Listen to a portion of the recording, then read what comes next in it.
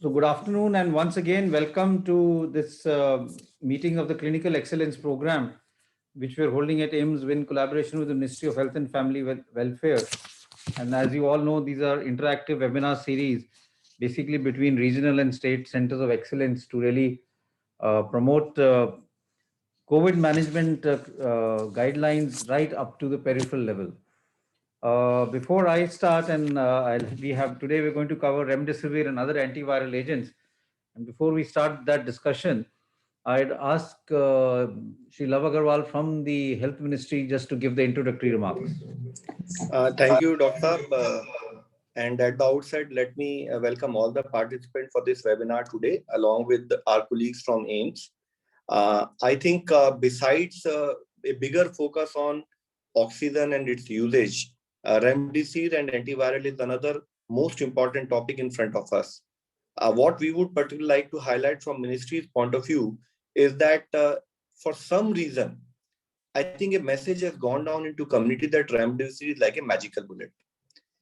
I think it may have relevance, but it has relevance at a particular time for a particular set of patients. Sometimes, if we do not really understand when a medication has to be given, we may even come to a situation where we may actually end up harming a patient. So to that extent, we feel that it is one of the most important webinar wherein our colleagues, senior colleagues from AIIMS, they have joined in, and our regional center of excellences along with the state center of excellences are working together. While we are going to discuss about this, I would also specifically like to highlight if tocilizumab and other issues also can be discussed, because yesterday, as Dr. Guleria did mention in one of the state workshop, that it is actually not needed, there are alternatives available. So be it remdesivir, be it tocilizumab, other antivirals, what are the other options available so that the type of scare which is created around in the system can actually be avoided, and something which is easily available and equally important can be provided to patients. This will help in a large way in terms of panic management, misinformation management, and these webinars are part of that series. Last request I would like to make to all our colleagues from Regional Center of Excellence and State Center of Excellence is that kindly start working out in collaboration with your states the district level training plan of action. Idea here is to go down to masses. Idea here is to demystify COVID-19. It is also to ensure that every health professional in the country understands this disease. When the trajectory is moving towards tier 2 and tier 3 towns, it is imperative that we actually go down to every health professional in the country. So with these introductory remarks, let me pass it on to Dr. Guleria, Director AIIMS, to kindly take it over. Thank you, Dr. Thank you, Sri Love Agarwalji, and welcome to all the faculty which are here from various regional and state centers of excellence. Today, as has already been said, we're going to really discuss a very important topic, because this is something which has created a lot of, let's say, hype in both among doctors and in the media itself, and that is remdesivir and other antiviral agents. We should understand that unlike various other viral infections, we actually don't have an antiviral agent as far as COVID-19 is concerned, which is specific for COVID-19. What we have is currently repurposed drugs which we feel have an antiviral action. Even remdesivir was actually made from the Ebola infection point of view. It was not a primary drug as far as COVID-19 is concerned. We don't have really good antivirals. We do have monoclonal antibodies, and they are now being introduced into the country. One company has now tied up and has also got the emergency use authorization for monoclonal antibodies. But even monoclonal antibodies which are available have been approved only for mild illness, and it's a little bit of a challenge about giving them in for patients with mild illness, because it's given through the parenteral route, and cost is also an issue, because even if you look at what the company is looking at the costing in India as compared to what it's available in the US, still it's going to be a prohibitive cost. So I don't think that they will have a really big role to play in our country as of now. But there is a lot of hype around remdesivir, and I'm sure we'll be able to discuss that today. The unnecessary hype and how much useful is it in terms of decreasing mortality, in terms of decreasing hospital stay, and what are the other antiviral drugs which we can think of or which may be useful across the board. But I think it's important to remember that this is something which is of great interest, not only to doctors but also to the general public, and therefore it's important that we, as was said, demystify the treatment of COVID-19. Today, to talk on this, we have a faculty from the Department of Medicine, Dr. Animesh Ray. He would be speaking on remdesivir and other antiviral agents. And on the panel, we have Dr. Anjan Trika, from professor. He's a professor from the Department of Anesthesia, Critical Care and Pain. Dr. Manish Suneja, who's a professor in medicine, and Dr. Neeraj Nishchal, who was there yesterday also and for the last few days.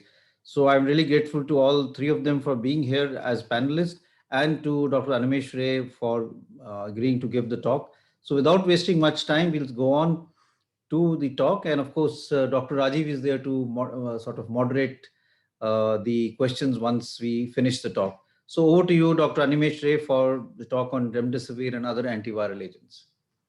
Thank you, sir.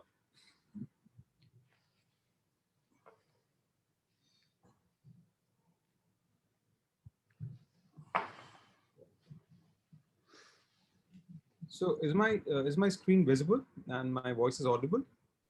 Yes, yes. Thank you. Thank you. Good afternoon, everybody. So what I'm going to do is, over the next 15 minutes, I'm going to talk about remdesivir and other commonly used or encountered antivirals as far as COVID-19 is concerned. So just briefly introducing the subject, antivirals is one of the 4 commonly used group of drugs, apart from anti-inflammatory, anticoagulation, and supplements. So what I'm going to do is I'm going to enlist the commonly used antivirals. I'm going to talk about them individually, their indication, contraindications, and other paraphernalia which are used, which would be required for one when they are using it. And then I'm going to move on to some around 10 FAQs, frequently asked questions, so that we can have a good discussion about that later on. So talking about antivirals, so these are more or less the list of drugs for antivirals in COVID-19: remdesivir, favipiravir, ivermectin, HCQ, convalescent plasma. I think 3 days back we had a good discussion regarding it, and some other antiretroviral drugs like lopinavir, ritonavir, and molnupiravir. Now these are the 4 common drugs that we get to use in India. Some with indications, some out of indications. So I would be concentrating mainly on these 4 antivirals. Right. So talking about remdesivir. Now, as Professor Guleria sir was saying, that remdesivir initially was used in Ebola, and before that in hepatitis C. Now it has been repurposed for use in COVID-19. It mainly acts by inhibiting viral transcription. Now, what is important about remdesivir is to understand the indication of remdesivir. Now, the indication of remdesivir is it is mainly used for treatment in adult and pediatric patients. By pediatric patients, I mean all those who are more than 12 years of age and weighing at least 40 kilograms. And this is the most important part. This says that remdesivir is used only on those patients who are on supplemental oxygen, who do not require high flow oxygen or ventilatory support. So if you look at the figure to the right, so we have the spectrum of COVID-19, starting from asymptomatic, mild, moderate, severe, critically ill, where moderate means, as we know, saturation is between 90 to 94%, respiratory rate is between 24 to 30. Severe means that the saturation has fallen down below 90%, of the respiratory rate has gone above 30. And critically ill means that the patient is having severe ARDS, sepsis, or severe ARDS, sepsis, or multi-organ dysfunction. So within asymptomatic and mild, there is also some subcategories where the patient is not having any much symptoms, or the patient's oxygen level is otherwise normal, but there are increased inflammatory markers, and or the CT scan is showing significant lung infiltrates. Now, as far as remdesivir is concerned, it works only in those patients who have moderate and some people of severe COVID-19. So all those people whose oxygen level goes down, remdesivir, it has been shown that it might be beneficial in this particular group. How beneficial? In this particular group, it might decrease the number of deaths, and in this particular group, it might decrease the time to recovery. So these are the two benefits which can be expected out of remdesivir, but only in this particular, in this particular subgroups. So for all those patients who are on HFNC, high flow nasal cannula, or non-invasive ventilation, or invasive mechanical ventilation, remdesivir in any of the trial has not been shown to be beneficial in terms of either decreasing mortality or reducing time to recovery. So that is something which we need to bear in our mind. Talking about dose and duration, I think we all know this: 200 milligram first day followed by 100 milligram. Typically, it is used for 5 days. It may be extended in patients who are on mechanical ventilation or ECMO, or when the clinician feels that there has been incomplete improvement by day 5. It is always given intravenously, and it is administered. It is obtained. Usually it is. So remdesivir, we have lyophilized powder which has to be reconstituted in normal saline, and it is typically administered over 30 to 120 minutes. Regarding the contraindication, the absolute contraindication is hypersensitivity to remdesivir or any of the components. If the patient is having an estimated GFR less than 30 or increased transaminases more than 5 times at least, then that really precludes the use of remdesivir. Regarding side effects, some of the common side effects seen are increased transaminases, nausea, rash, hypersensitivity, and in some cases, some cardiac events like bradycardia or hypotension. It has significant interactions with chloroquine and hydroxychloroquine in that it diminishes the therapeutic, in that chloroquine or hydroxychloroquine has been shown to diminish the therapeutic effect of remdesivir. So co-administration is not recommended. And if the patient is either pregnant or breastfeeding, then remdesivir is to be avoided. Regarding hepatic dosing dose modification in hepatic impairment, if the patient develops increased transaminases, after starting remdesivir, and if it is increased more than 5 to 10 times, then you have to discontinue therapy. Or if the patient is having features of hepatitis with transaminase elevation, then also that's an indication for discontinued therapy. As said, if the patient has low eGFR, then remdesivir is not recommended. Right. So talking about favipiravir, now favipiravir has been used as an antiviral in COVID-19, but again there isn't much evidence. So we'll just talk about it briefly. So this is one of the medications which have been used against influenza. It is approved for the same use in Japan. It also acts more or less in the same manner as remdesivir by inhibiting RNA polymerase of the virus. It is not indicated in COVID-19 as per the AIMS and ICMR joint monitoring group guidelines. And for that matter, it is not indicated, it is not approved for treatment of COVID-19 in any of the international guidelines. But however, we commonly see that favipiravir is used in a lot of patients of mild or moderate COVID-19. But that again is not to be encouraged because, as I said, no studies till date show its benefit or effectiveness in any patients of COVID-19. There are several problems with favipiravir. One, obviously, the most important being lack of evidence. The other being significant pill burden. So a lot of tablets over 7 to 14 days, and it cannot be given in patients having renal impairment or severe hepatic impairment. It also has some significant drug interactions. Also, the other problem with favipiravir is there are significant side effects which can be seen. So starting from increased uric acid, increased transaminases, nausea, there can be a host of side effects which can be encountered when one uses favipiravir. So within contraindication, hypersensitivity is a contraindication. And again, it is not supposed to be used in pregnancy or breastfeeding. Talking about ivermectin, is again one of the repurposed drug for COVID-19. It's a commonly used anthelmintic agent. Regarding indications, the AIMS ICMR Joint Monitoring Group guidelines, they mention ivermectin as one of the may do's in mild COVID-19. But we have to be clear that till now there isn't much evidence showing that ivermectin actually works in any form of COVID-19. But again, as far as my understanding goes, it has been included because one is that ivermectin, some in vitro studies have shown some antiviral activities. And as such, it is considered to be a safe drug. So it's probably because of its innocuous nature that it is included as a may dose in mild COVID-19. The dosing is again 200 microgram per kg for a 60 kilogram adult. It would be around 12 milligram once a day for 3 days. It has got no dose modification either in renal or hepatic impairment. Pregnancy and breastfeeding, one should avoid ivermectin.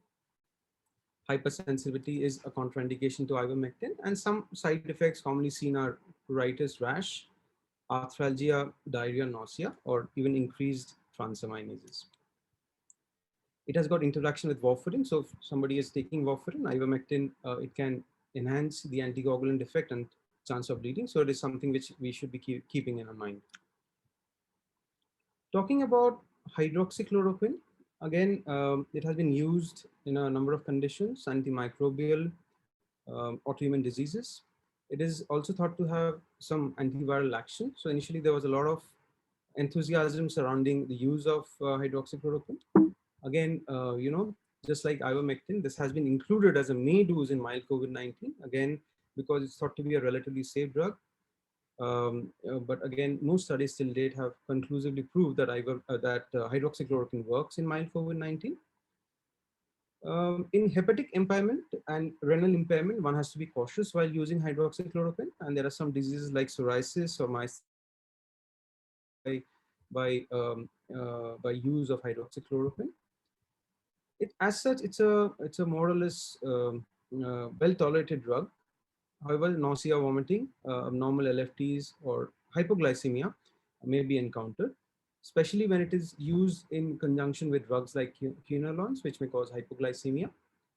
And as mentioned previously, hydroxychloroquine may diminish the therapeutic effect of remdesivir. So co-administration is definitely out.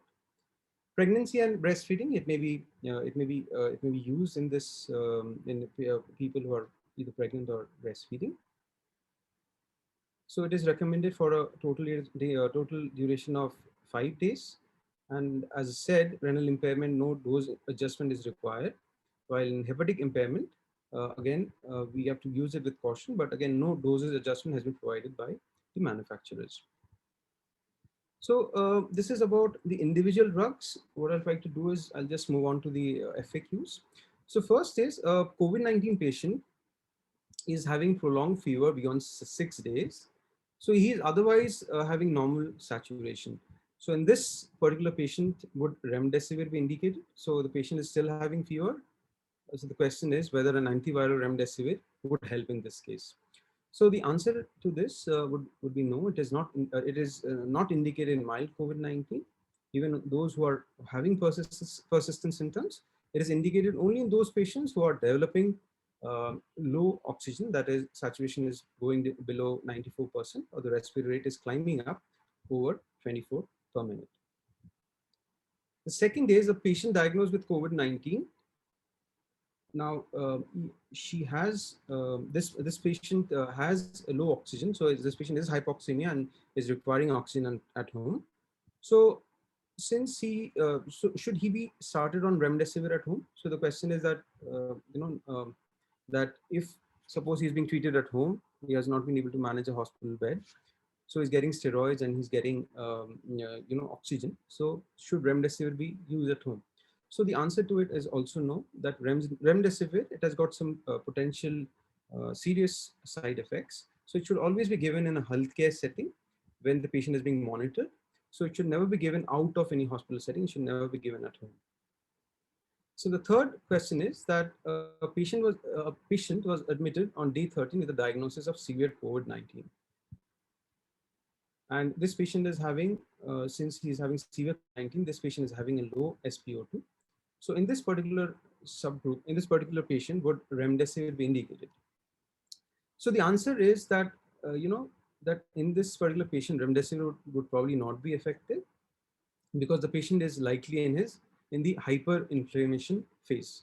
So if we know the three stages of COVID-19: early infection, pulmonary phase, and hyperinflation. So around about the 10 days mark, the patient progresses from the pulmonary phase to the hyperinflammation phase. So this is the time where the viral load is almost not there. The viruses have been cleared, and this is where the host inflammatory response, they are acting rogue, so they are causing more damage to the body. So at this time, beyond day 10, remdesivir would not help the patient. So this has also been included within the guidelines. So remdesivir is to be used only in those patients who are within 10 days of onset of symptoms. So that is something which we need to keep in mind. The fourth question is: a patient of moderate COVID-19 is off oxygen and fit for discharge, but he has received 4 days of remdesivir. Now, the total duration of remdesivir is 5 days, 200 first, followed by 100 for 4 days.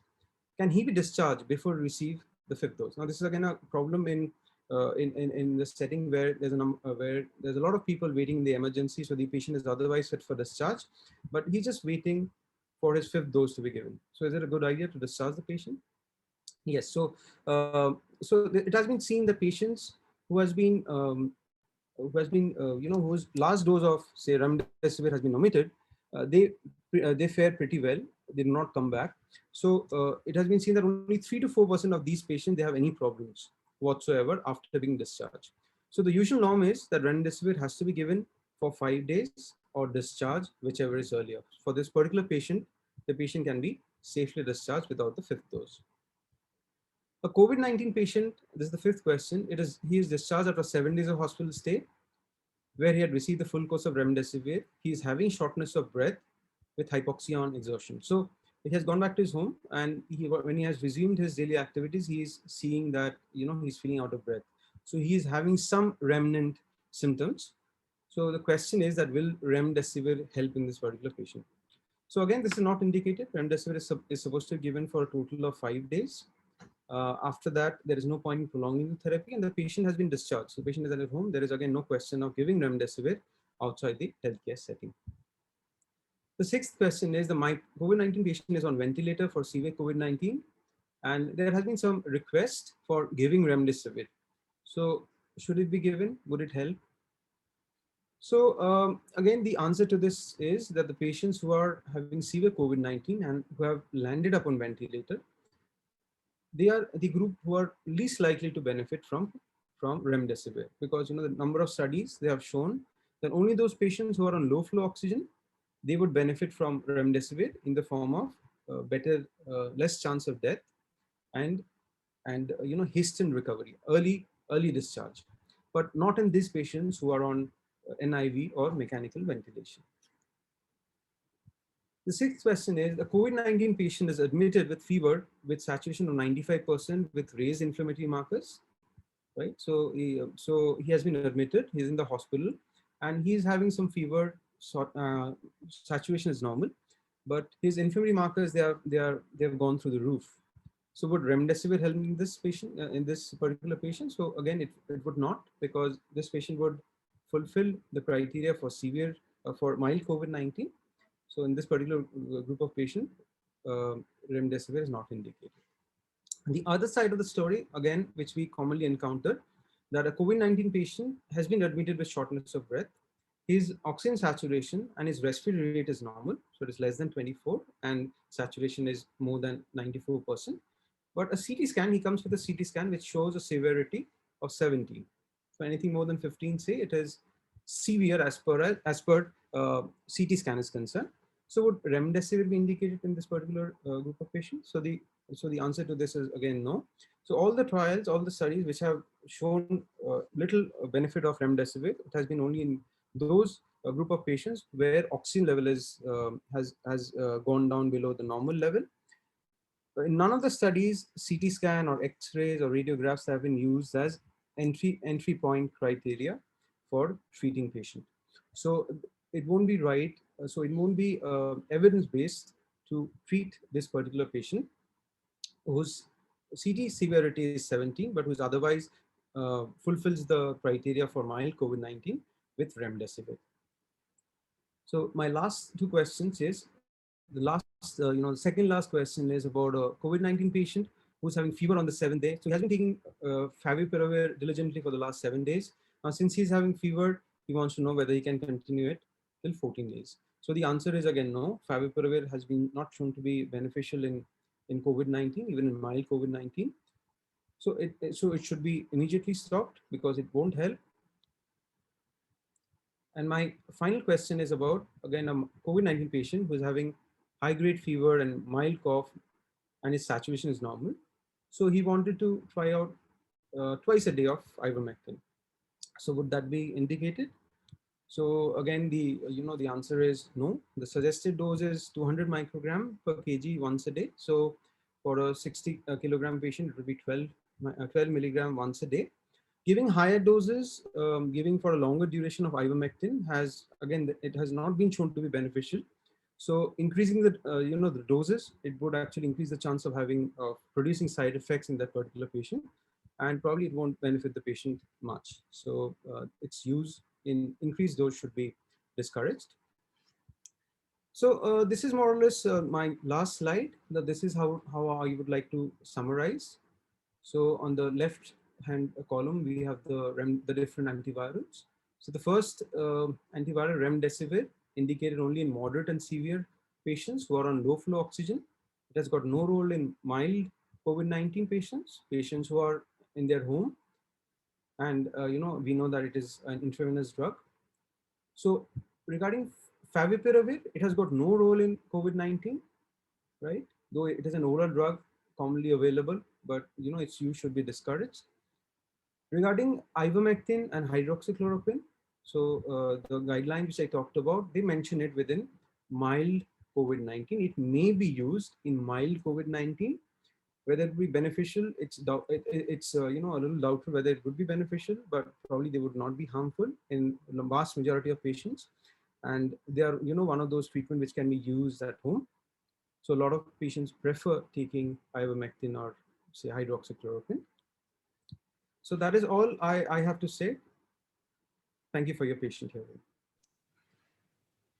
Thank you, Dr. Animesh, for covering the entire topic and discussing all the available antiviral.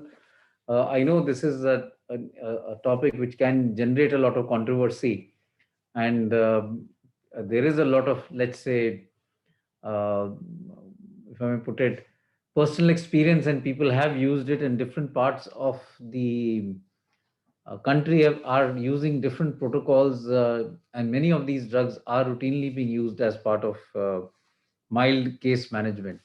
Coming to ivermectin, I think the data there is very strong that it is not a magic bullet.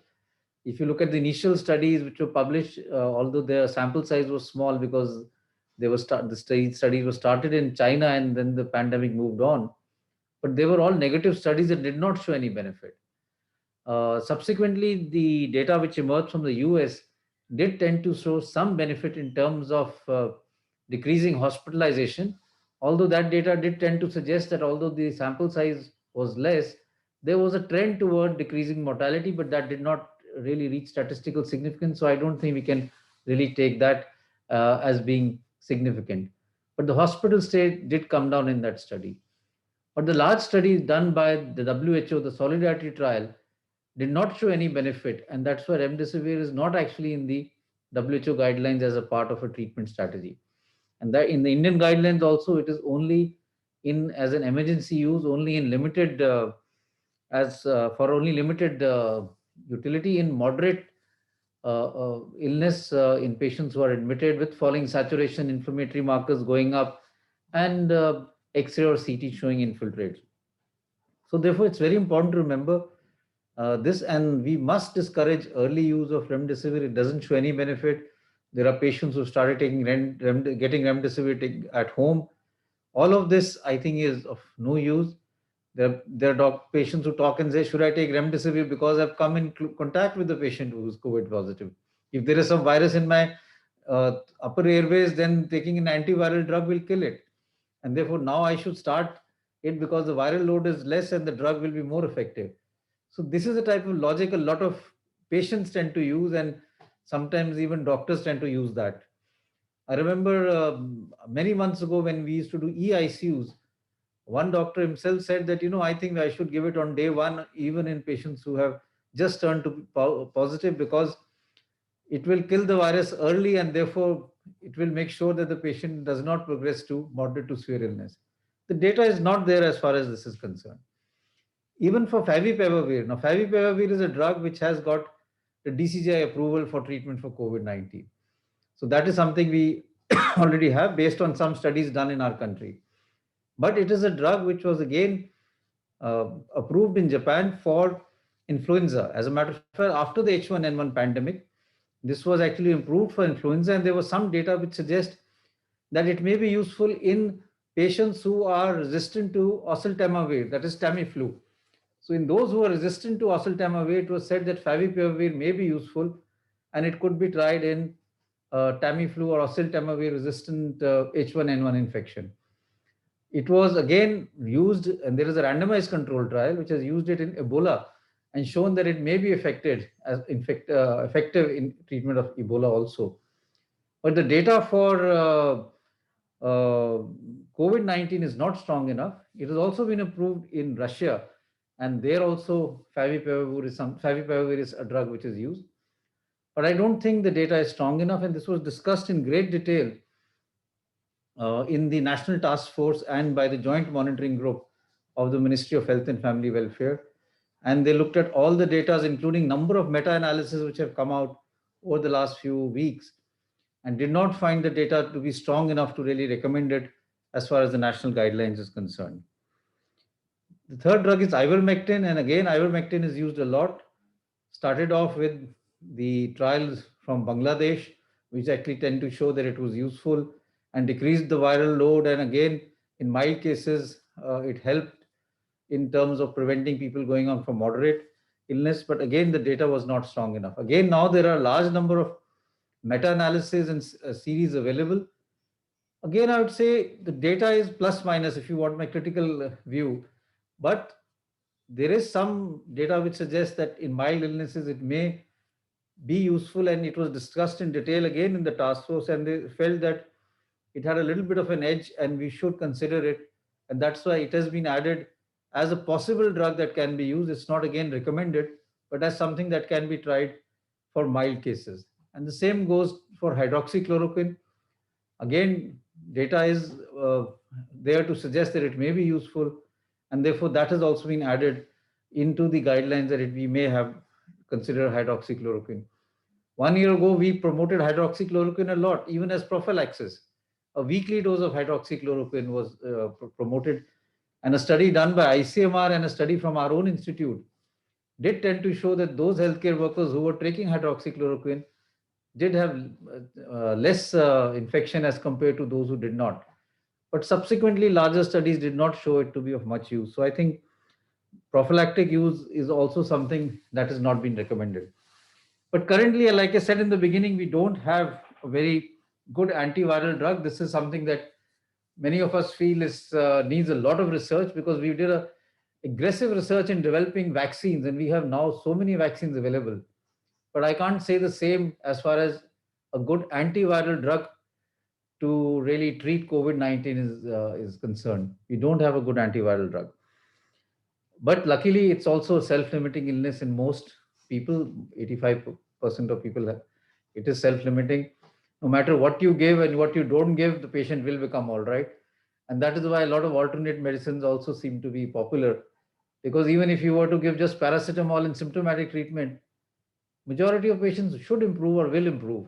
And I think that's an important thing to keep in mind when we start looking at these drugs.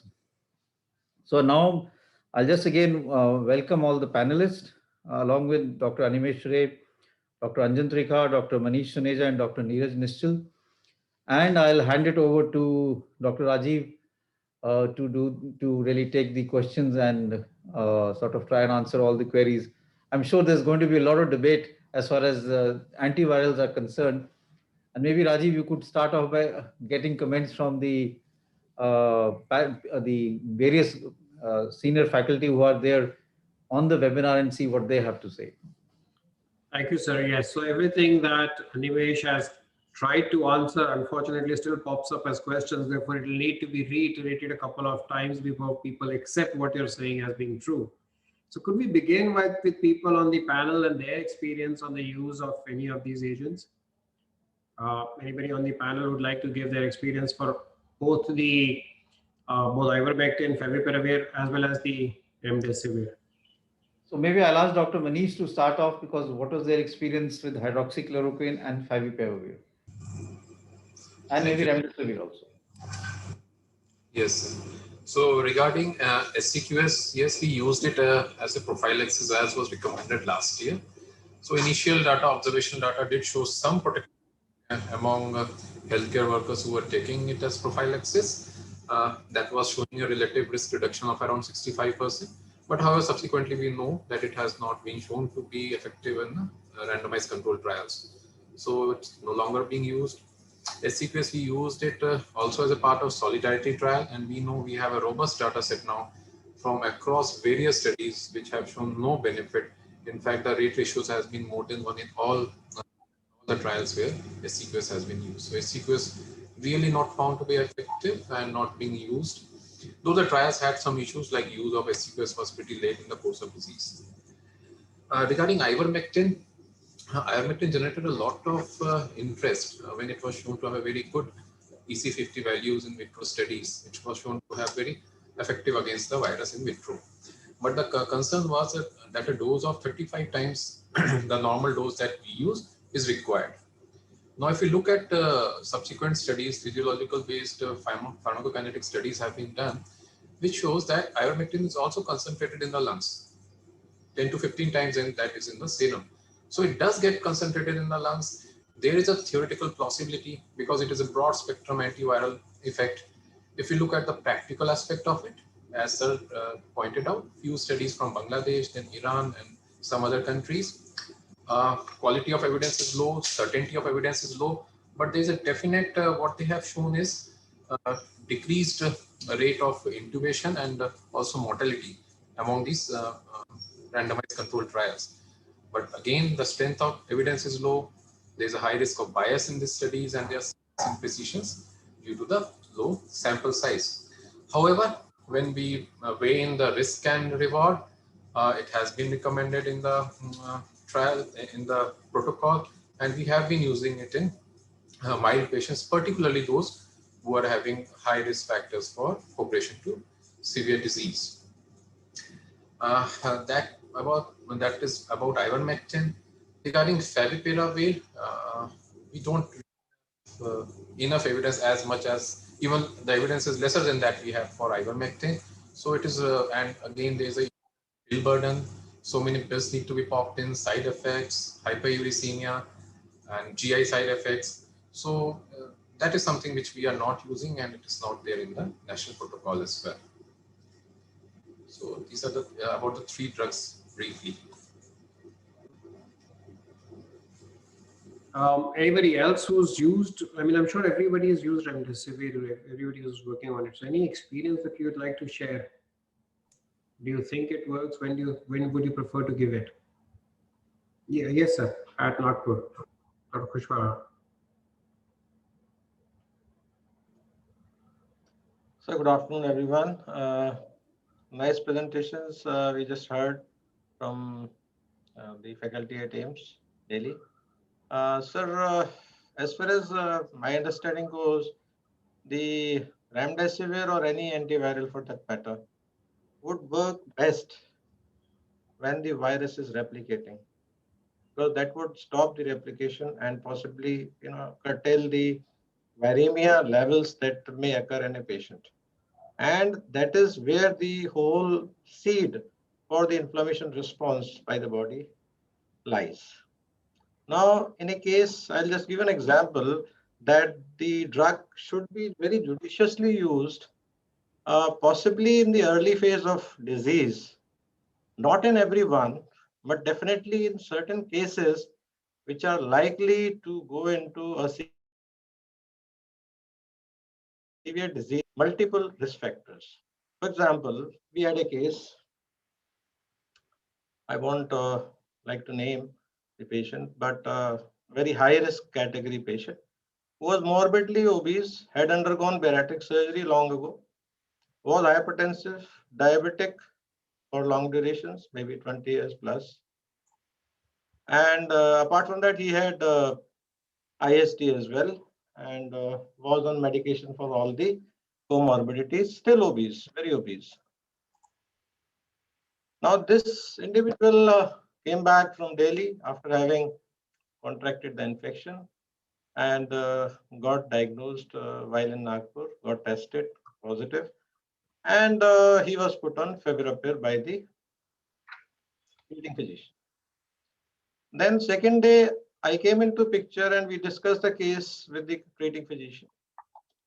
I advise that since it's a very high risk case and it's got many multiple risk factors, if at all he ends up in inflammatory phase, then we won't be able to save him. So it's better that if we have to treat him with antivirals, then we must go full throttle.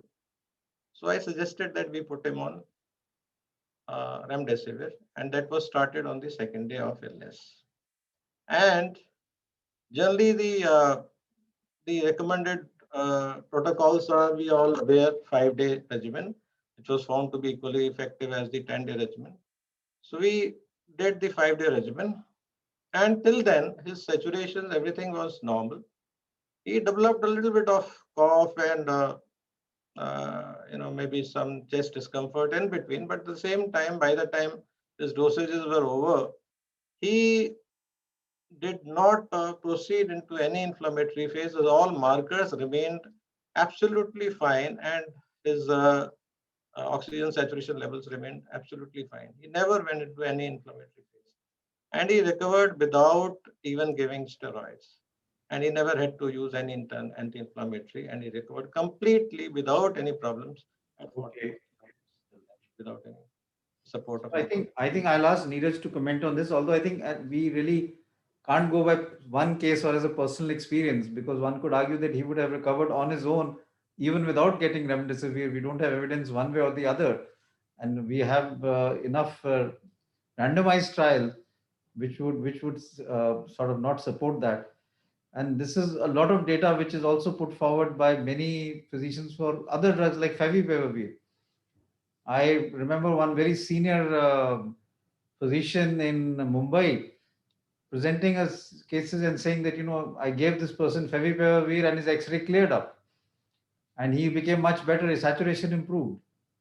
So I just said, if you hadn't given it, also it may have improved. What is the evidence that it worked like that? And same thing is there for so many other patients, many with so many comorbidities. I mean, we've treated patients in their 90s with multiple comorbidities, and probably Neeraj can add on to that as to the role of remdesivir in such a situation. Yes, sir. Thank you, sir. So even in the early part of disease, when we used to admit most of comorbid patients, even if they were mild, just anticipating that they might worsen. And we never used remdesivir in those patients because one, it was not available, and there was not enough evidence to use in such patients. And most of them recovered on their own. So this one example that he did not develop any complication. We have few examples where we started early, but still that patient land up with inflammatory response and requiring ICU care. So I will say the role of remdesivir, whether it's 5-day or 10 days, is equally ineffective. Not effective, I'm saying, ineffective. So some patients might benefit, as far as the stay is concerned. And when we talk about comorbidities, especially those patients who are on antihypertensives or those patients who have CAD, and especially on beta blockers, if we use remdesivir in such patients, then there is very high possibility that they'll end up in bradycardia, a pulse rate of somewhere around 40s. And anyway, we have to stop remdesivir. So remdesivir is not a very safe drug, I will say, for treating a comorbid patient, anticipating that this is going to prevent him from deteriorating further. In fact, it may do more harm. Just for example, I said those on beta blockers or those with CAD invariably land up with bradycardia. Though COVID is basically blamed for that, but our observation is that those who receive remdesivir invariably develop bradycardia in such situation. So I will say that we should be very judicious in using remdesivir in patients with comorbidities.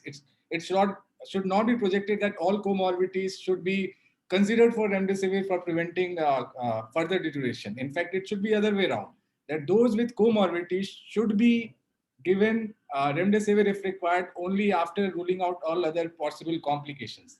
And as far as favipiravir is concerned, we do see patients who get admitted with us because of moderate and severe disease who have been started on favipiravir. And most of them have GI complaints. Most of them have increased uric acid, which may actually be contributing to their non-specific myalgias, which they are complaining. So, and again, favipiravir also may cause bradycardia. That is something which is being ignored at the moment. So all these drugs which are being promoted in such a strong way should be actually looked more critically, and the data regarding their side effects should be collated from all the centers. And in, just anecdotal report of one patient improving because of this in a comorbid condition should not be generalized at all. Thank you, Neeraj. I think Dr. Kushwaha wants to add something to that. I do agree with that the single case cannot be the ground for maybe promoting a particular therapy. But at the same time, we do understand that the use of drugs in COVID, especially antivirals, and second drug is anti-inflammatory, which is steroids mainly, are to be used in that particular phase of the illness where he is in viremia and the other person is in inflammatory response. If we switch these drugs, it's going to be harmful, that we all know. So having said that, is it not prudent that rather than the clinical staging of the disease, the timeline of the disease is again very important when we are choosing about drugs which we are going to use in these cases? I'd just like to add that 85% of people will improve without this thing, and you'll have many mild or asymptomatic people. You will probably cause more liver damage if you started giving to all of these patients, saying that everyone who is COVID positive should therefore be given remdesivir. That makes it totally, I don't think it's a logical statement. And we should go by the data. There are so many trials now. For 1 year, there have been so many trials on remdesivir, and the evidence is accumulated only for those with moderate illness with a fall in oxygen saturation. So I think we could move ahead and maybe take the subsequent questions. And I would request Rajiv to do the same. Right. So I think I agree that this discussion can go on. So this clearly was one of the first questions that came up on the chat also, that should we be timing it based on the duration rather than the stage? And we've addressed that in the last little bit of discussion. The other question is more theoretical than practical, but does anybody have an opinion of why is there no change in mortality and morbidity? Can you speculate? I mean, I know you don't have the data. That's what the study shows. But is there any could there be a theoretical explanation of why did the drug not show mortality and morbidity benefits? Is it study design, sample size, or something else? Animesh, you want to answer that? It's a very interesting question, right? So my understanding goes that, for any particular drug, there are some soft pointers and there's some hard pointers. So the hard pointers, they usually pertain to mortality. So as far as COVID-19 is concerned, we are primarily concerned about the mortality benefit from any particular drug, right? So for a drug, if the drug is really that effective, then it should lead to decrease in mortality. So since remdesivir has not been shown by any of these studies to be effective as far as mortality is concerned, so I think the plausible reason would be that it's not a potent antiviral against COVID-19. It's not a potent antiviral. It is not leading to dramatic decrease in the viral load and clearing the virus from the patient's body, and so leading to a significant change in the outcome. But probably it is doing something, probably, less than perfect benefit is occurring due to remdesivir, due to which there is a decreased time to recovery as shown in the ACT-1 trial, which was a US-based trial, which was a very, good placebo-controlled double-blinded trial. So I think that may be the plausible reason that why we are not seeing any mortality benefit due to remdesivir, but yet some parameter wise, it is indeed showing some benefit. Okay, thanks. If I may just add, there were many studies, there were 2 or 3 things here. studies were done to look for mortality benefit, but the data did not show that. That is one. Many trials were did not achieve that much of a sample size. The initial trials, which were published from China, were interim. They had to do an interim analysis because the cases came down so dramatically in China that they could not achieve the sample size, and therefore they published the data with whatever sample they had. But whatever data has been accumulated, whether it be the ACT trial or the Solidarity trial or data from China, was not able to show a significant mortality benefit. Right, sir. The next question we have here is more about availability of the drug. And so if you are short of drug, is giving some drug better than giving no drug? Say you have 2 vials, you have 4 vials, but you're not sure that you'll get more. So should you give some or should you not give any unless you can give a full course? So Manish, what is your take on this? If you have only 3 vials of remdesivir, will that work instead of, so you give a loading dose of 200 and you just say that's enough? So that's very difficult. So one really has to have 6 vials when we are planning treatment for a patient.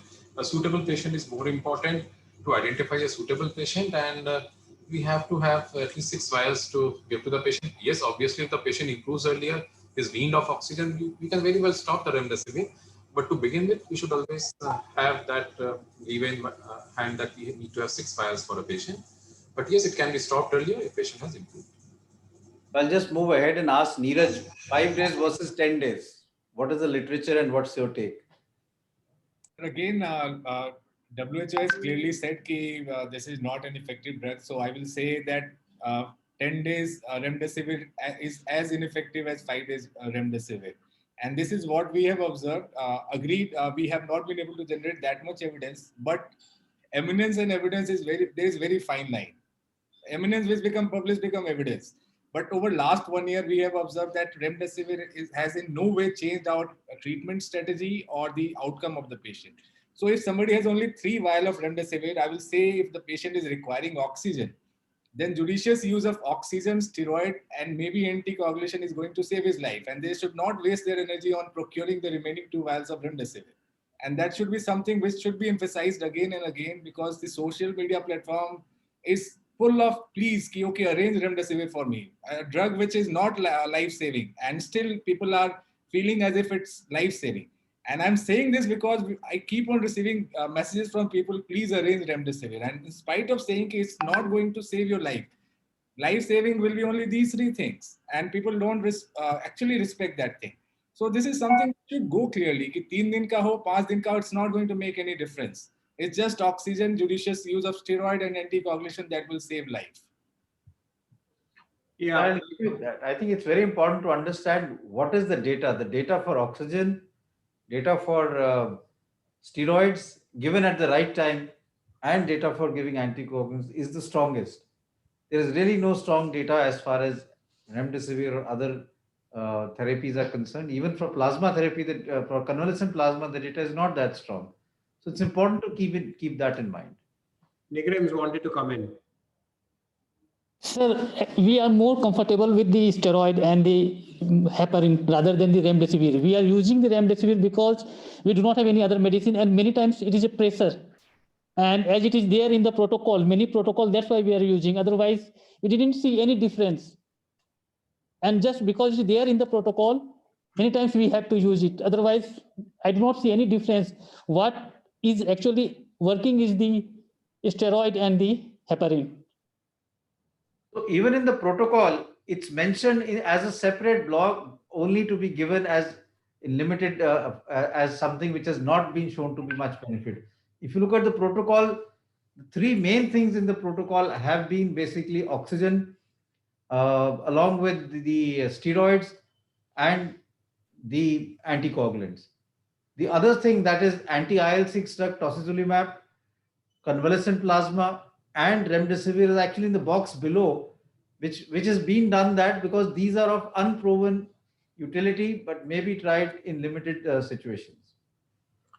Yeah, so the AFNC, Dean wants to come in. No, I just have a question that if both AIIMS as well as NIGRIMS are so certain that remdesivir is really not working, why aren't we really sending this message across more strongly that, look, this is not going to work.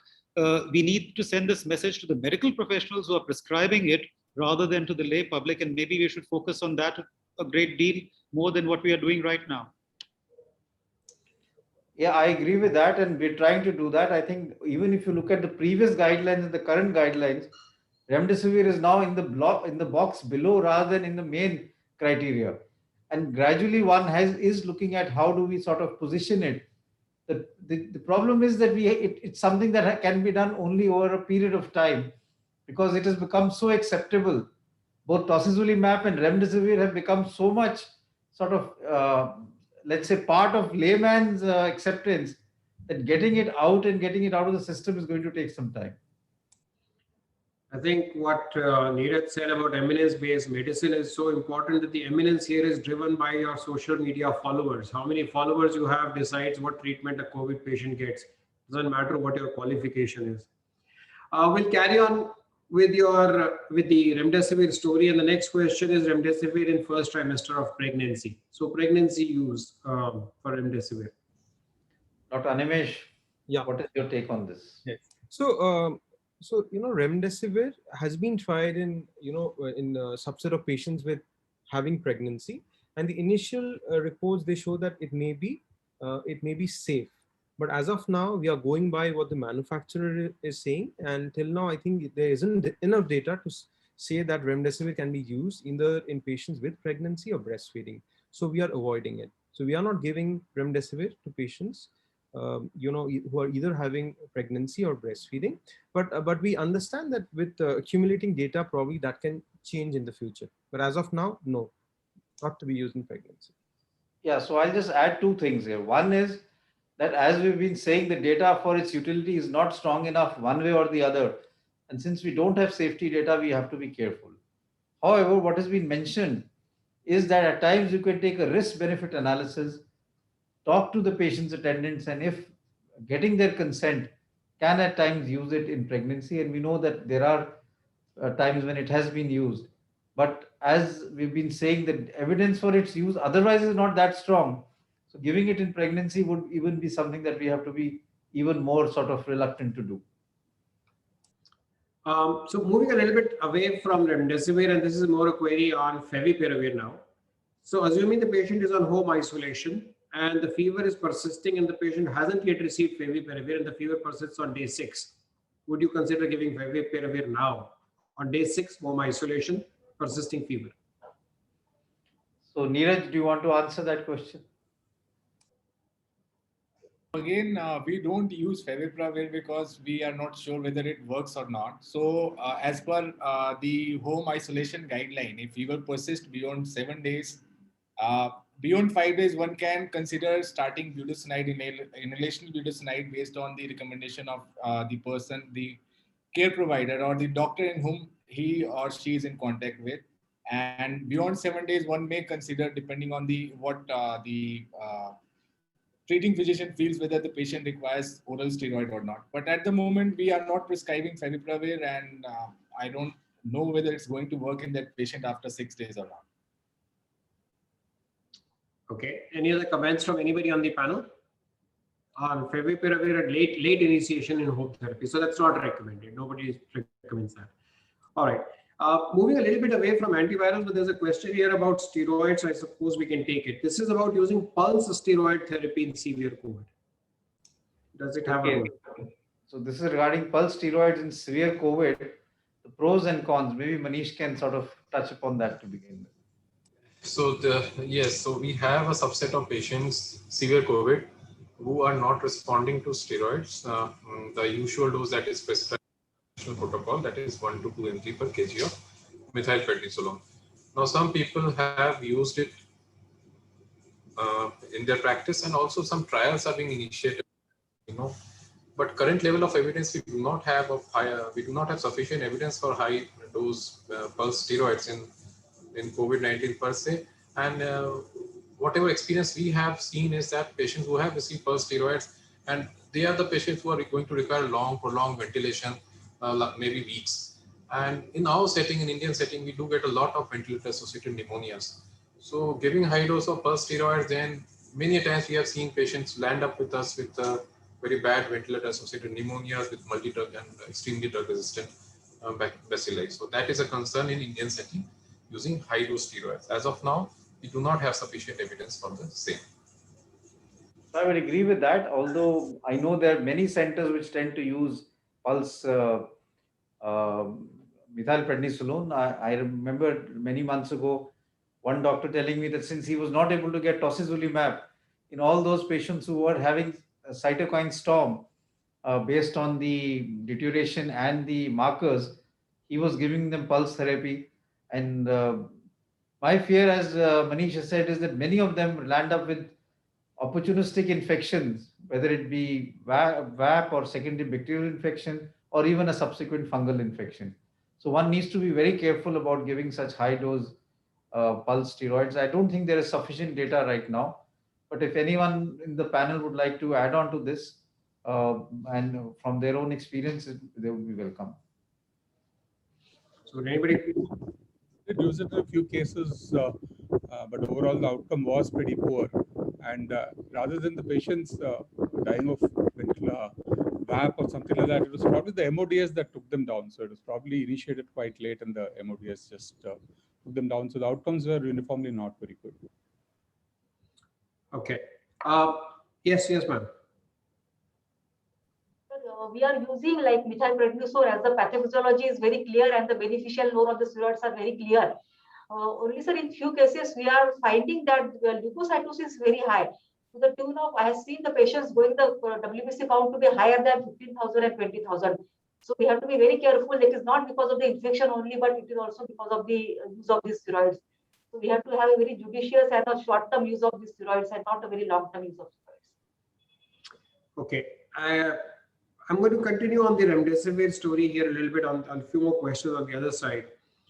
So two questions. One, COVID not proven on RT-PCR, symptoms are very characteristics. Can we give remdesivir? And the second question is the use of CT scans in determining when to give remdesivir. So kind of linked. So maybe Neeraj can take them up.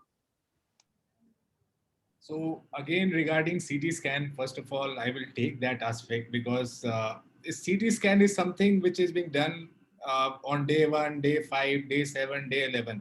But one has to remember, nowhere in the world CT has any role in the diagnostic and prognostication of the patient. No management decision is being taken based on the CT finding. So it's the clinical finding of the patient, their oxygen requirement, that determines what type of therapy is going to benefit the patient. So CT has no role whatsoever in deciding whether a patient requires remdesivir or not. In fact, CT has no role whatsoever in deciding the treatment protocol. And the first question was, sir? The question was that RT-PCR is negative. You don't have microbiological proof of COVID. Yeah. So again, like we said, remdesivir, the role of remdesivir is controversial in itself. So if somebody has RT-PCR negative, repeated RT-PCR negative, we have to also keep in mind other form of atypical pneumonia as well. So we will not recommend those patients to be given remdesivir because one, we have not proven it to be COVID-19, and second, we don't know whether it actually works or not. So at the moment, it's not recommended. So again, stretching this question further, then would you use biomarkers alone as the indicator for remdesivir? So biomarkers only shows inflammation. So if inflammation is increasing, we are more going towards the cytokine storm of a sort of thing. Like, and again, just because a marker is raised doesn't mean that patient is going to land in cytokine storm. So one has to take these markers in context with the clinical setting of the patient, whether the patient has started showing signs of deterioration in term of oxygen saturation, whether the patient has become tachypneic, breathless, or is he finding it difficult to walk around and getting breathless. So these all aspects have to be taken into account before interpreting these markers. These markers will not tell you immediately that this patient is going to become sicker with time. It's not like that. So we have to monitor patients' clinical symptoms more closely. Madam, you wanted to say something. Yes, sir. I wanted to say that even if the first RT-PCR is negative, in such patient, I think we can repeat RT-PCR after around 48 hours and then decide the further strategy for management, whether he is COVID positive or negative. Right, Animesh, yes. Yeah. So I mean, I agree with what Madam has said and what Dr. Neeraj has said. So, in our COVID center, we are admitting only patients who are COVID RT-PCR positive. So we are not encountering that problem. But I guess in some places where they are admitting a mixture of COVID-19 and other patients, so if the RT-PCR is once negative, twice negative, and the CT scan is suggestive of COVID-19, so if there is something called a CORAD score, if it is 4 or 5, then that might be an indication for starting at least some of the treatment against COVID-19. Because the RT-PCR is repeatedly negative, and the CORAD score is high, that may be taken as suggestive of COVID-19, and the patient should not be denied of, say, anticoagulants or steroids, at least for treating this particular patient. I'll add to this. I think it's important to keep in mind, and that's why we're also looking at what we call a syndromic approach to diagnosing COVID-19. Because when we start looking at management strategies in smaller cities and towns or in rural India, you may not have the RT-PCR available. So one should get an RT-PCR done whenever it is possible, repeat it if it can. But you can also look at a syndromic approach, and if you have a very high positivity rate in that area, you should presume that this may be COVID unless proved otherwise. A CT scan may help you, but we must remember it just shows interstitial pneumonia, which has more of a peripheral distribution, if I may put it that way. But many other infections can show that. I remember one presentation where this patient actually on lavage turned out to have Legionella pneumonia. His RT-PCR was repeatedly negative, even the lavage was negative, and it turned out to be Legionella which responded to treatment rather than COVID-19. So it's important to keep that in mind, that you can have atypical pneumonias also in the current time. Everything is not classically COVID, but if your positivity rate is high, if the clinical profile is very suggestive, I think you could do that. What we've done here is we also have what we call a COVID suspect area. So because it won't be correct if you put such a patient who may be COVID negative into a COVID positive ward. So we have a COVID suspect area where people who are COVID RT-PCR negative but are definitely having features, clinical radiological profile very suggestive of COVID, you can keep them in that area and treat them if need be with steroids, anticoagulants, and other supportive treatment. But it's important to keep that in mind, because remember, RT-PCR positivity is also only around 80%. You will still, it's not a test, it is highly specific, but sensitivity is not that much. So you can't say that your RT-PCR will pick up every case. You may have some patients who may be having COVID, but your RT-PCR will be negative. And it may not be right to deny this patient treatment, but you must keep testing. Some people even argue that if the patient deteriorates and you have the facility, or is intubated, or you can otherwise, you should try and take secretion from the lower respiratory tract, like a lavage, and try and send that for RT-PCR. But having said this, I think we must remember that you will have some patients who may not have a positive RT-PCR. You may also have another scenario. The RT-PCR report is taking time. And sometimes in some places, the RT-PCR report comes after 3-4 days. Can you wait for 3-4 days if the patient is not improving? Again, you will have to make a presumptive diagnosis based on the clinical radiological profile and start treatment and wait for the RT-PCR report. So keep that in mind. I don't think we can say that unless you have a positive RT-PCR report, you can't treat. You can develop a strategy, and that syndromic approach to treating COVID-19 will have to be developed as we start going down to smaller towns and cities, because they will not have that much of capacity. And if we have a huge outbreak in that area, I don't think we will be able to really provide only RT-PCR based tests. The only other solution that I can think of is a rapid antigen test. The rapid antigen test will have a high positivity in such a situation, and it will give you a result quickly. So if you are having areas where your positivity rate is high, especially in rural India or small towns, rapid antigen test would be very useful in such an area, because it will give you a diagnosis within a few minutes and would decrease the load on the RT-PCR lab. So we'll move a little bit away from remdesivir now. There are a couple of questions on the use of oseltamivir and also antibiotics, doxycycline and azithromycin. So what is the status on using these agents? We don't have a separate section on antibiotics, so maybe we could take those two questions here. So Manish, would you like to answer that role of doxycycline and azithromycin? So yes, so we talked about, I think, oseltamivir and antibiotics. Oseltamivir, yes, when we have influenza, we will need that. So a prudent approach may be to have a subset of the samples being tested for COVID. We keep surveillance for influenza occurring in our patients, and particularly in the seasons, because it varies from in different parts of the country. So maybe we can test 5% of our samples, and we come to know whether influenza is coming in our patients, and if so, yes, oseltamivir may be used. But short of that, oseltamivir as such for COVID is not required. Regarding antibiotics, again, initial studies did show some early clearance of the virus from the throat by RT-PCR, but then we knew that this is not really a marker, a hard clinical point. And since then, many studies have been done. I don't think any of the studies have shown benefits of antibiotics per se. Antibiotics used as a blanket therapy in COVID patients has not been shown to be of benefit. So as well, it is not in any of the protocols that we use. So we are not using antibiotics per se in a blanket fashion. Yes, sir. So again, moving away, this is regarding oseltamivir and influenza. My impression was that there are now a number of papers which have said that oseltamivir actually has no benefit in influenza. So are you still recommending the use of oseltamivir for influenza patients? So oseltamivir, we are talking about at this point in time, COVID, no. But yes, oseltamivir in influenza, it is still there. So given as per the national protocol, even in influenza, oseltamivir still continues to be used. So under that circumstances, we would recommend oseltamivir if we have an influenza positivity, a substantial positivity in our samples which are being tested for COVID as well.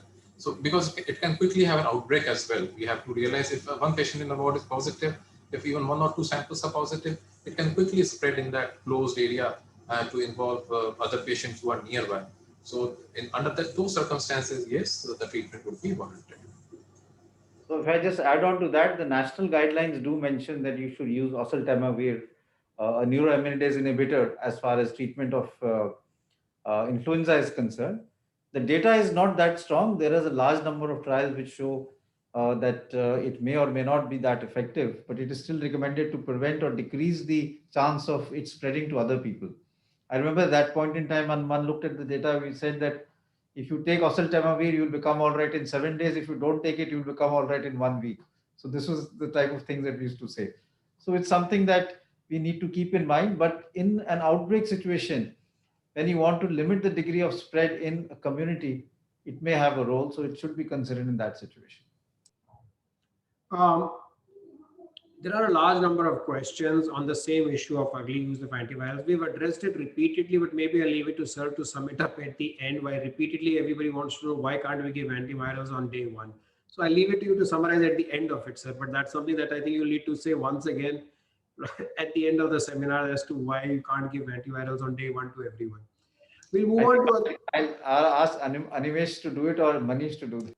Okay, we'll do that later. If I can add one point, because just we are talking so much about remdesivir, now studies have shown, in vitro studies have shown that there's rapid selection of subpopulations of the COVID, SARS-CoV-2 virus, which are resistant to remdesivir. So we also need to keep in mind, remdesivir is not a great antiviral. We know it is not something going to suppress 80-90% of the virus. It would be suboptimal.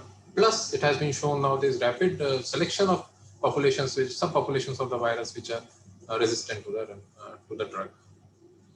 Right. So we'll do that as a summary at the right end, because I think that's a message that needs to be repeated because it comes up every second or third question. Meanwhile, is there a possible role of reusing remdesivir in a second infection in the same patient, reinfection in the same patient? Okay, if it's not useful in the first case, I'm not sure whether it will be useful in the second case, but maybe Neeraj can, who is a great proponent of remdesivir, can answer that question. So again, sir, as you said, we are not sure even for the first infection, and we are talking about mutants and all. We don't know whether this remdesivir is further going to aggravate that situation, as Dr. Manish had just mentioned, because of rampant use of antivirals, which may have suboptimal effect on SARS-CoV-2, may actually lead to selection of mutants, which may cause more problem. And that's one important reason why this should not be used. And if it is not effective in the first infection, then I don't think it should be used in second infection as well. We have a lot of questions on topics other than antivirals and remdesivir, and I just like to repeat that what we do every day is that we avoid questions which are not specific to the topic today, because we have webinars covering each topic. So we're intentionally not taking certain questions on tocilizumab, on steroids, because they've either been covered or will be covered. We have a session on IL-6, I think it's tomorrow, that's IL-6 inhibitors and other drugs. So we'll take these questions at that point of time, and we'll stick to antivirals today. So we talked about antivirals in pregnancy. What about children? Are they okay to use antivirals in children? So Animesh, what about antivirals in the pediatric age group? Right. So, as I said that, they have to be used above 12 years and above 40 kilogram of weight. Now, they have also been used in pediatric patients whose weight is more than 3.5 kg. So between 3.5 kg to 40 kg, it might still be used, but it is a part of, again, EUA, as it is in United States of America. So emergency use authorization is there. So the data and the safety, they are not fully substantiated. So between this bracket 3.5 to 40 kg, it may be still be used, but only under EUA. So it is incidentally, our AIIMS New Delhi protocol, pediatric protocol, they also mentioned the same thing, that they can be used in this particular weight bracket. A very interesting question here. Can I be sued if I don't prescribe ivermectin, or if I don't prescribe favipiravir? What would my medical legal liability be if I don't prescribe one of these agents? I'm not sure anybody will give you an experience-based answer on that. It could only be a theory-based answer on that. So I don't think there is one way or the other any strong evidence that you can be sued, because it's not a drug which can make a big difference. So I don't think that is there. I'd just like to add on to what Animesh had said for the previous question. If you go on to the ministry website or AIIMS website, we already have guidelines for management in the pediatric age group. And in that, remdesivir is also mentioned according to body weight. If it is really required in hospitalized patient, how much is the dose of remdesivir that you can give? So the Indian IAP has come out with the guidelines, and so has the Department of Pediatrics at AIIMS for managing children with COVID-19, because this time we're seeing it in the younger age group also. So it's worthwhile to have a look at those guidelines. If you're not able to get them, just let us know.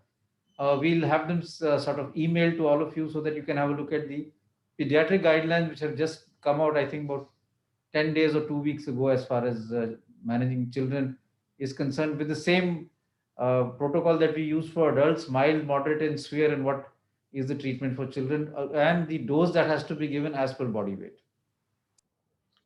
The next question is on adverse effects of remdesivir. So a patient with persistent bradycardia and hypotension in somebody who's already completed remdesivir, how long can the side effect last, assuming it is drug alone? So Animesh? So so the package insert, the Veklury package insert by Gilead Biopharmaceuticals, it gives us some details about the the incidence and the duration of side effect. So it is said that commonly the side effect occurs after a median duration of 1 to 2 days of use. So if you are using it for 5 days, so probably by the second or third day, the effect would come by. So having said that, it does not mention that for how long it is going to be there, but the judicious thing to do is, if the patient is having some cardiac side effects, so either it is arrhythmias, bradycardias, or cardiac arrest like situation. So the package insert mentions that there has been an incidence of around 4% atrial fibrillation in the arm getting remdesivir as compared to the as 2% as compared to the arm not getting remdesivir, and bradycardia was around 1% in each arm. So if you're indeed encountering such side effect, so it's a good idea to stop the drug and not use it further, especially when you're not sure whether this drug itself would be making much of a difference, because there are other drugs, steroids, anticoagulants, oxygen, and other supportive measures which can be pretty effective for that particular patient. If I can add here, so how long does it last? So around 3 half-lives that we expect, so around 3 to 4 days post discontinuation of remdesivir. Practically, what we have seen, the bradycardia lasts for around 3 and sometimes up to 4 days, which then reverts back to its normal baseline rate. There was something you wanted to say, madam. Yes, I agree with Dr. Manish, because we have also seen bradycardia to the tune of around 35 or 30 like that. And by the time third and fourth day, it improves. And most of the cases, of course, all the cases were the sinus bradycardia only, no other arrhythmia. And they responded after the remdesivir is improved. They say it is maybe because of remdesivir itself, or whether it is the direct effect of the virus on the heart. It is very difficult to say. So a continuation on the adverse effect is another question that has just come up, is atrial fibrillation as well. So is that also associated with use, or is it just a part of the syndromic manifestation? So Neeraj, what is our experience? We've had some experience on this. So mostly we have encountered is bradycardia in most of the patients, which usually reverts in 7 to 10 days after stopping remdesivir. And only 2 patients, as far as I remember, had atrial fibrillation, but they had prior atrial fibrillation as in their history. So the disease or the drug, they usually, what we have seen is bradycardia mostly, and few patients have had few MI episodes. But was that because of disease or drug, or because they were at risk of developing this type of VA is difficult to say. But yeah, bradycardia, to best of my knowledge, is the most commonest manifestation of side effect. And finally, I think the last question that we have before we wind up is there any way of judging that the drug is working other than just clinical parameters? So maybe are there biochemical parameters or imaging parameters which could tell you that the drug is working and you want to continue it, or is it just a clinical evaluation? Okay, Animesh, can you answer that? That how do you assess the efficacy of the drug once you start it? So, judging the individual effect of a drug probably is not that is not possible, because whenever you are remdesivir, we are using remdesivir, it is usually in patients who are requiring oxygen, and they are invariably getting steroids, anticoagulations, and and other supportive measures. But for any patient, how do we judge whether a drug is working or not, whether the whole treatment protocol is working or not? That is again, subjective and objective. Subjective is obviously what the patient says, how is feeling better, breathlessness getting better or not. Objective is by, some signs, respiratory rate, saturation, pulse rate, oxygen requirement, that is important. Next is biochemical, some inflammatory markers, CRP, ferritin, IL-6, they might help. But what I've seen in my experience that sometimes they are, they move in different directions. So sometimes they end up confusing you. And obviously x-rays, if you're doing x-rays, they can also kind of help you in understanding whether the infiltrates, they're getting better or not. So, I think sum total of subjective, objective, biochemical and radiological parameters helps you in understanding whether the patient is getting better or not. Thank you. So we've reached the end of the questions that relate to remdesivir and antivirals. We've also reached the end of our 90 minutes. So maybe you'd just like to sum up, sir. Thank you very much. I'm not sure if any of the panelists would want to say anything before, as far as, because this is a topic which I think is the most controversial among the ones that we've had in our talks as of now. And that is basically because there's so much of opinion that goes around, and we have this whole WhatsApp messaging and other so-called databases which tend to suggest that A is better than B, or B doesn't work and C should be given. I think the whole issue is to understand that very often you just need to look at the evidence, and the evidence is very strong that supportive care is something which works a lot, and you must provide good supportive care, whether it's management of fever or symptomatic improvement. Second is, of course, the issue of trying to really monitor patients closely to pick up those who are deteriorating. So rather than rushing on starting drugs, I think the two important thing is supportive care and close monitoring that is required in mild patients, so that you can really pick up, you must develop a strategy of seeing how can you be able to differentiate between those 85% who will get away without much problem, and those 15% who will create the problem of having to be rushed to the ICU or to your ward, who need a high flow oxygen or whose saturation is dipping. So I think the focus should be on trying to really monitor your patients who are in home isolation or at home closely, rather than giving them a whole big list of 10 or 15 drugs to take, knowing that they are really not going to work. Second important thing, of course, is to really understand that the pillar of treatment are, as Neeraj said, basically oxygen, steroids when indicated, and anticoagulants. All other drugs have limited role. And like I said in the beginning, we really honestly don't have a good antiviral drug against COVID-19. Let's admit that and hope that in the coming months we have good research which gives us a good antiviral drug. But as of now, whatever we're playing around with are repurposed drugs which have limited or no use. So let's accept that and say that, okay, we don't know how useful they are, but the data doesn't show that they're very useful. And therefore to promote them as, game changers or magic bullets or something which will make a huge difference, and therefore promoting a black market for these drugs is something which I think is not right. We are already aware that all of these drugs get sold for huge amounts. This includes remdesivir, it includes tocilizumab. Someone told me that a patient gave 4 lakh rupees for one vial of tocilizumab 2-3 days ago. Now, I couldn't even believe that it's going in the black market for something like 4 to 5 lakh rupees for one vial. This and the drug where we are not sure how beneficial how useful it will be. Same is happening for remdesivir. So I think we must be conscious of the fact that these drugs are not really that useful. By really giving a big hype to these drugs, we are promoting a whole sort of wrong market, if I may put it that way, which is not right, and therefore we must really promote the rational use of drugs, look at the evidence and then push for it. After all, many patients became all right and recovered even before remdesivir came into the market or it was available in our country. It wasn't that at that point in time we had a much higher mortality than what we are having right now. You could look at the data based on pre-remdesivir and post-remdesivir, and you will find that there was really no difference in terms of how the patients did in terms of mild to moderate or severe illness. So I think the data is not strong enough for us to really push that aggressively for any of these drugs.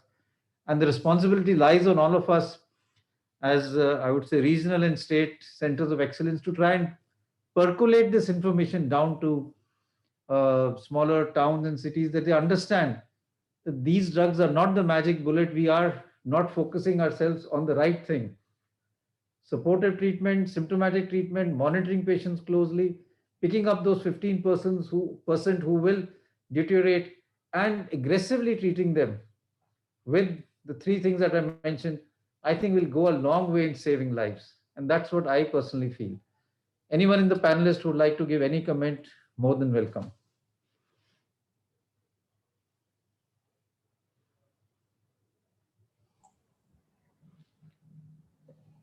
I think everybody agrees with what's been said, sir. It summarized everybody's viewpoints quite completely, that we seem to have an overuse of remdesivir and too much of Twitter and WhatsApp driving remdesivir use rather than physicians and clinical decisions. Thank you everyone for being here again. And we will meet again on Monday. And this time it's going to be anti-IL-6 drugs, so covering tocilizumab and other ways in managing severely ill patients in the ICU. So thank you once again, everyone. We'll see you at 3 p.m. on Monday.